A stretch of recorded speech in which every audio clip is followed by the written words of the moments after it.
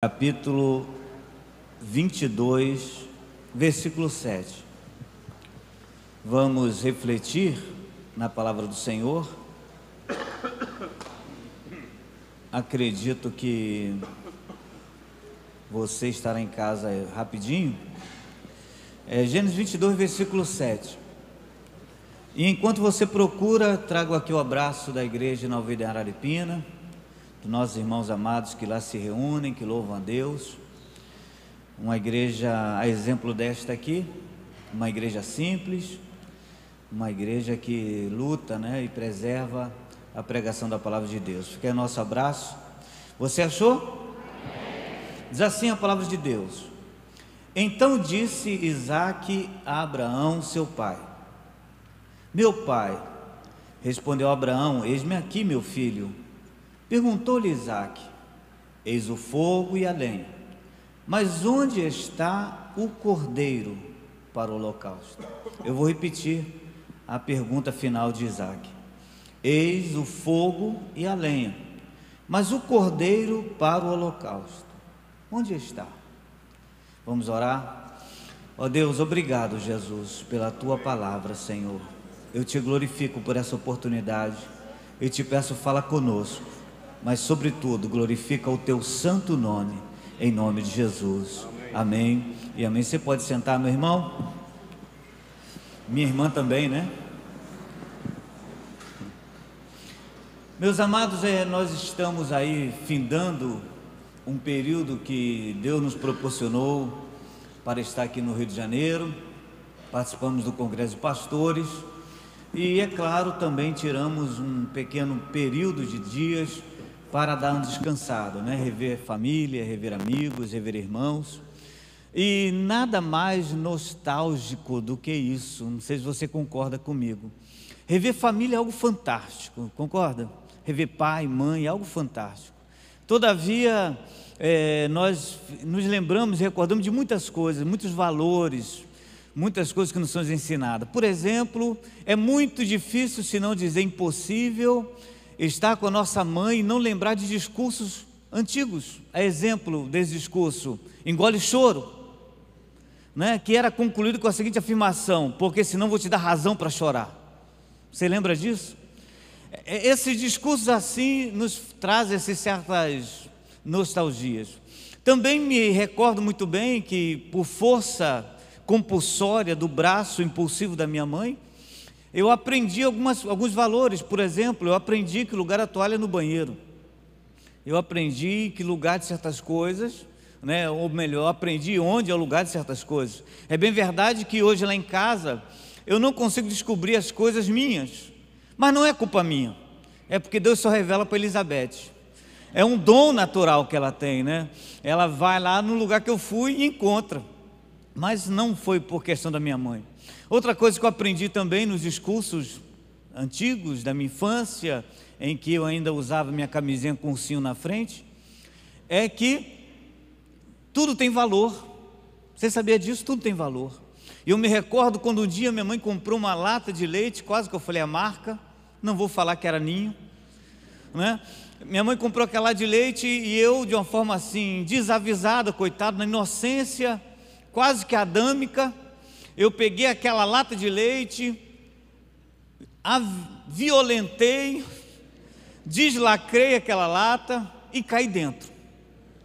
A minha boca ficou branca como a branca neve, parecia alguém transformado pelo sangue de Jesus. Minha boca ficou assim, branquinha, branquinha. Eu me recordo que a minha mãe falou assim: você sabe o valor disso? Eu fiquei olhando para ela assim, meio que atônito, como se eu tivesse cometido o crime mais hediondo do mundo. E ela: você sabe o valor disso? E eu me recordo que eu levantei-me e, de uma forma muito ousada, disse para ela assim: um dia, mãe, um dia, eu vou comprar um lata de leite e vou comer sozinho. E eu tenho até que dar um testemunho para você.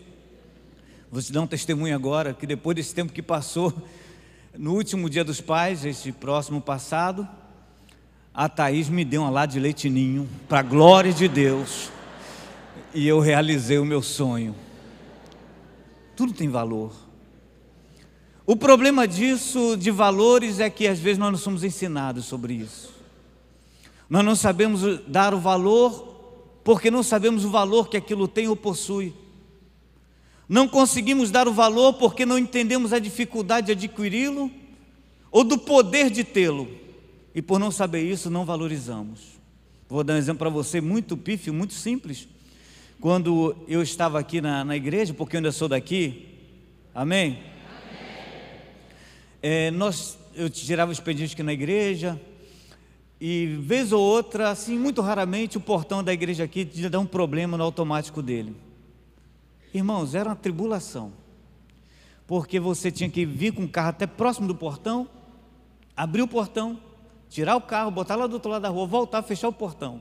E toda vez quando isso acontecia, eu falava, meu Deus, eu nunca valorizei o controle. São certas coisas pequenas que nós não valorizamos porque não entendemos a importância dela. Nós lemos um texto aqui agora, eu vou ser assim muito sucinto, eu vou ser assim muito objetivo, porque é mais uma reflexão pessoal que, com a sua permissão, eu agora vou compartilhar com você. Nós lemos um texto agora assim muito intrigante, irmãos. Por mais que existam explicações múltiplas, explicações N com relação a esse texto, é muito intrigante. Como que Deus dá um filho a um moço, a um senhor, a um servo dele, que não podia ter um filho, e mais à frente um pouquinho, aquele mesmo filho dado por Deus, acredito eu, aquele filho que era tão valorizado por Abraão, eu fico imaginando, né, quando Isaac brincava, não sei qual era a brincadeira da época, você lembra qual era a brincadeira da sua época? Sem ser do videogame, sem ser do celular, você lembra? Lembra? Você lembra de amarelinha? Eu lembro, mas não brincava não, que aquilo não é de homem não, mas eu lembro. Eu lembro de pique-bandeira. Bom, deixa para lá. Está vendo que eu estou nostálgico, né? A idade vai chegando, a contemplação, ela é muito normal no nosso coração. Pois bem, eu não sei qual era a brincadeira de Isaac, mas eu acredito que quando Isaac brincava, Abraão ficava meio que preocupado e falava assim, gente, cuidado porque ele pode se machucar, era um filho querido. Eu acredito até que haviam servos de Abraão que eram destinados e obrigados, no melhor sentido da palavra, a cuidar de Isaac, porque ele não podia se machucar, não podia ficar doente. E eu fico imaginando a angústia de Abraão quando esse menino espirrava. Meu Deus, chama Anaí, leva para o médico, tem alguma coisa errada. E esse moço, esse filho tão valorizado por Abraão, de uma forma intrigante, é pedido por Deus, me dá o seu filho. Aí vem N explicações teológicas e não teológicas, simples e não tão simples assim, mas em todas as explicações, uma delas a mais comum, Deus não queria Isaac, queria Abraão, maravilha, mesmo assim é muito intrigante. Você concorda comigo?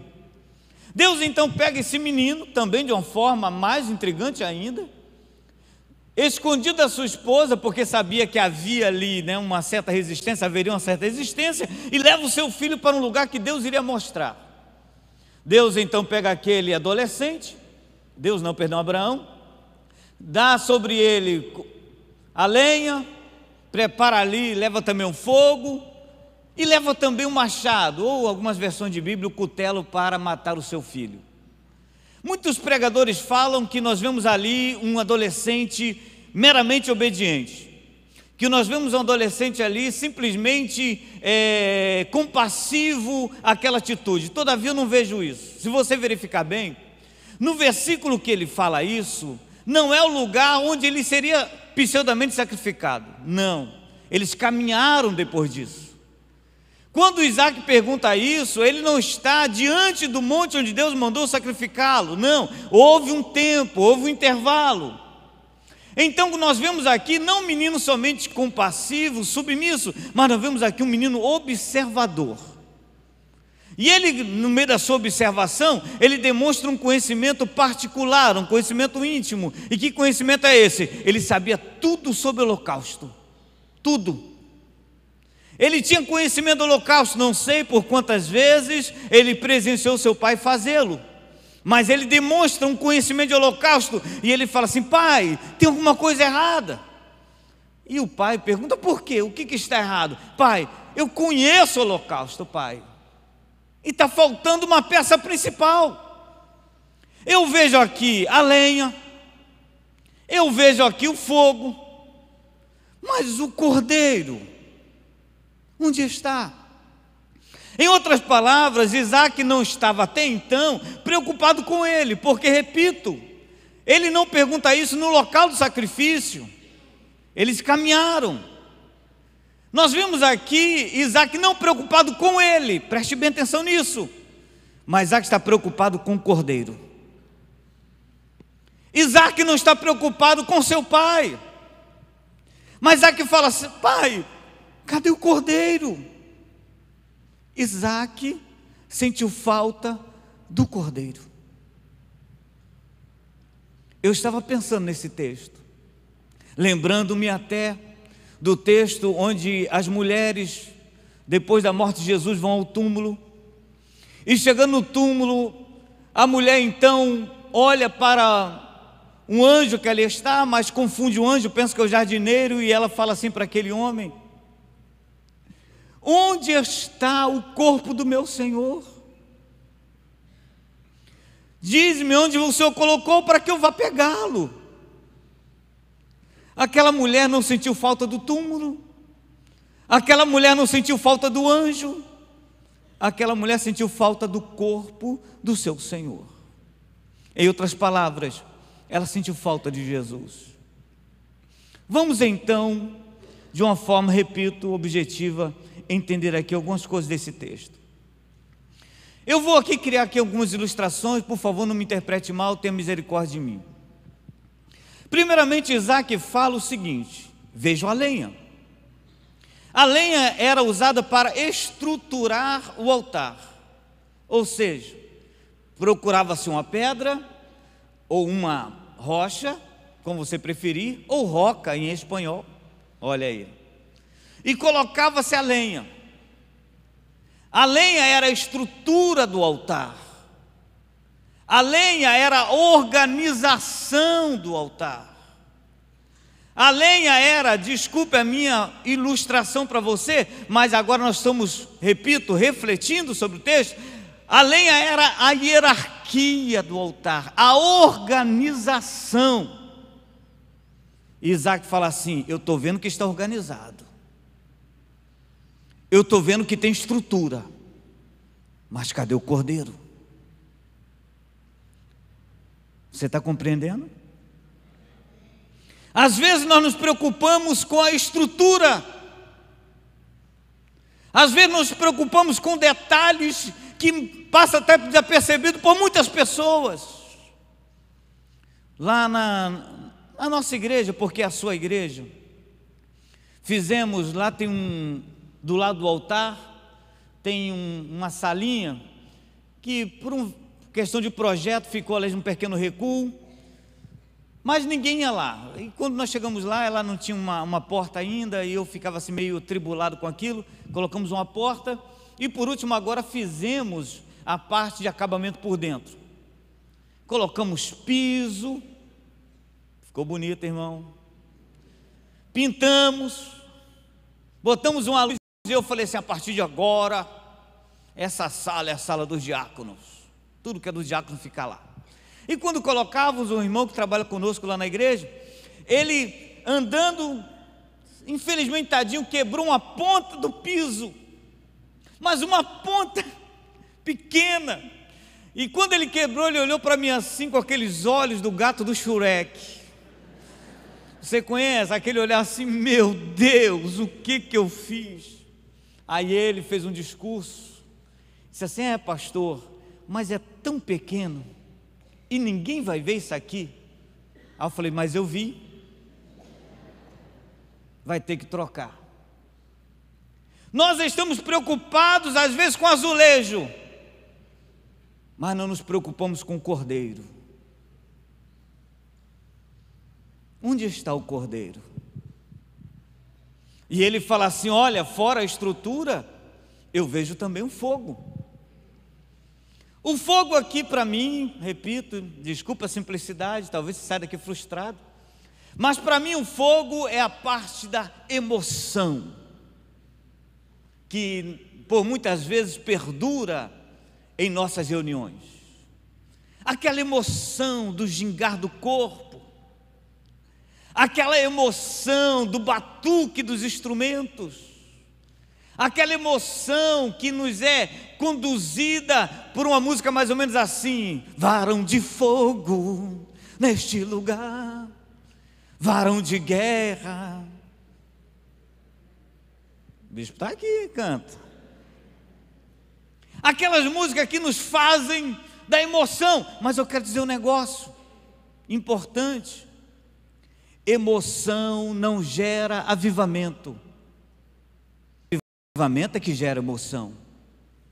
Porque quando o Espírito Santo se apossa de nós, as nossas emoções são movidas, a nossa alma é movida. Então você começa a chorar, então você começa a cantar, porque as suas emoções foram avivadas pelo Espírito.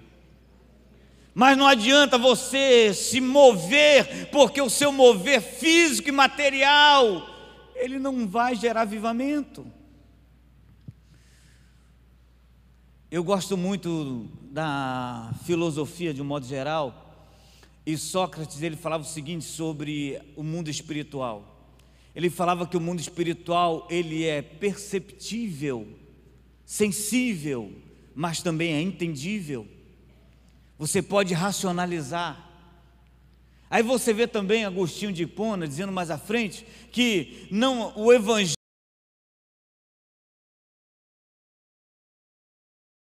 isso.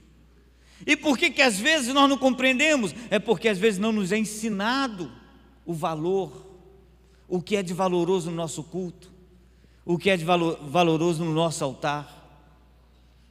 E eu quero dizer para você, por mais que você esteja compreendido assim ou pensado assim, eu não estou falando igreja, eu estou falando a sua vida, eu estou falando a minha vida. Nós nos preocupamos com o corpo, com a estrutura. Nada contra, por favor, não me interprete mal. Eu tenho que ir para a academia para ficar, como é que é, fitness? Para ficar distinto. Você tem que não sei o quê. Maravilha. A pergunta é: e o cordeiro? Ele está no seu altar? Ele está no seu coração? Onde está o Cordeiro de Deus? Agora, por que Isaac se preocupou tanto com isso? A primeira resposta é muito simples, eu já dei para você. É porque sem o Cordeiro o holocausto não estava completo. E a segunda resposta eu vou dividi-la em 3 pontos, rapidinho. A palavra holocausto significa aquilo que sobe. Interessante, né? Holocausto, aquilo que sobe. E se você puder e quiser, claro, parafrasear essa tradução ou esse significado, você pode colocar aquilo que sobe para Deus. Fica mais conclusivo, concorda? Aquilo que chega ao altar de Deus, aquilo que chega ao coração de Deus. Holocausto é isso. É aquilo que chega a Deus. Isaac está dizendo para mim e para você que sem a presença do Cordeiro, aquilo que eu faço, aquilo que você faz, não chega a Deus. Por isso Jesus falou assim: ninguém vem ao Pai senão por mim. Se o Cordeiro não estiver em você, não estiver em mim, nada que façamos vai subir à presença de Deus, nem a nossa oração, por mais talentosa que seja, por mais que observe toda a teologia e gramática, por mais que seja refundada em lágrimas, se o Cordeiro não estiver no altar, a nossa oração não sobe. Se o Cordeiro não estiver no nosso altar, aquilo que eu faço também não sobe a Deus. Eu posso chegar aqui, pregar, cantar, pular, dar oferta, tirar oferta, fazer tudo, mas se o cordeiro não estiver aqui, não sobe. Onde está o cordeiro, meu irmão? Segunda razão aqui, dessa divisão que eu fiz, Isaac sabia que sem um cordeiro não havia adoração verdadeira.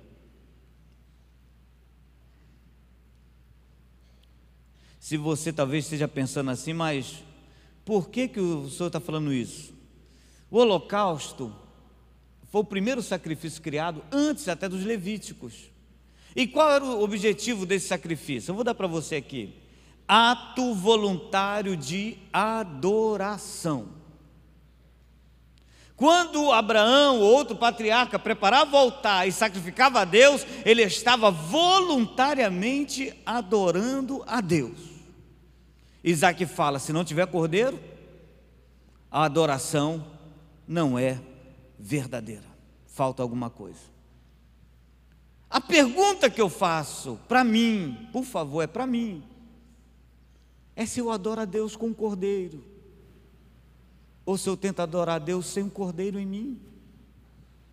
E a adoração, irmãos, graças a Deus por isso, não está limitada a canções, não está limitada a músicas. A adoração é o nosso viver, a adoração é o nosso levantar das mãos, a adoração é reconhecer o poder de Deus. O holocausto era uma expressão de devoção, compromisso e completa entrega a Deus. Então, quando se fazia um holocausto, a pessoa estava dizendo para Deus: Senhor, eu sou todo seu. Aí Isaac fala: Pai, não vai dar certo. Não vai dar certo o senhor querer adorar a Deus. Não vai dar certo o senhor falar que é de Deus. Por que não vai dar, Isaac? Falta o cordeiro.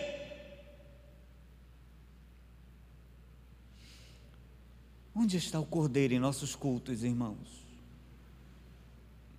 Onde está o cordeiro nas nossas músicas, que falam de nós para nós, que falam dos nossos problemas, que falam da nossa exaltação, que falam da nossa honradez, que falam da nossa prosperidade? Onde está o cordeiro em nossas músicas? Onde está o cordeiro em nossas pregações? Por favor, eu estou refletindo sobre isso, por isso eu sou a primeira vítima do que falo. Onde está o cordeiro nas minhas pregações? Onde falo de experiência humana, onde falo de conhecimento próprio, onde falo de mensagem de autoajuda, onde está o cordeiro? E agora, para complicar a minha vida e a sua, Isaac sabia que o holocausto também, ele tinha uma utilidade. E qual era a utilidade? Era se oferecer o holocausto quando se pecava. Pecou, faz um holocausto. Você lembra de Jó? Jó fala assim: eu vou sacrificar porque quem sabe meus filhos pecaram. Isaac fala: pai, está faltando alguma coisa. Sem cordeiro, pai, não há purificação de pecados. Eu me lembro de João o Batista, quando batizava lá os seus discípulos. Ele para o batismo, aponta para Jesus e fala: eis aí o Cordeiro de Deus, que tira o pecado do mundo. Onde está o Cordeiro na tua adoração? Por isso muitas pessoas vêm para a igreja e chegam aqui, cantam e louvam, e a mente deles está ainda arraigada, presa, pesada, com acusações do diabo. Não, você não pode adorar porque você não é fiel, porque você não é santo, essa palavra não é para você porque você não é merecedor. Não, isso não vai acontecer na sua vida porque você não é digno. E essas pessoas aceitam essa palavra. Por que aceitam? Porque não confiam no Cordeiro. O Cordeiro de Deus, repito, que tira o pecado do mundo. Jesus está aqui. O Cordeiro de Deus está aqui. E eu quero perguntar a você se Ele também está no altar do seu coração. Estávamos em Brasília no mês de junho. E numa conversa com o Bispo Antônio, ele falou o seguinte: Fernando, se Deus não estiver em primeiro lugar na vida do crente, Ele não está em lugar nenhum. E essa palavra entrou no meu coração. Se Deus não estiver em primeiro lugar na sua vida, Ele não está em lugar nenhum. Onde está o Cordeiro? Onde está o Cordeiro de Deus na sua vida? Onde está o Cordeiro de Deus na minha vida? Você crê que Jesus perdoou seus pecados? Você crê? Você crê que pelo sangue dele você está livre, você está liberto? Por isso, irmão, tem muito crente na igreja, sabe, ranzinza, tem muito crente na igreja angustiado, amargurado, nada vai bem, nada está certo. Por quê? Porque não tem um Cordeiro, aquele que foi livre, lavado pelo sangue de Jesus. Ele é uma pessoa feliz, ele é uma pessoa alegre, ele é uma pessoa dinâmica, aleluia. Ele sabe que vai dar certo, porque eis aí o Cordeiro de Deus que tira o pecado do mundo, aleluia. Jesus é o Cordeiro de Deus. Amém? Eu quero convidar você a ficar de pé.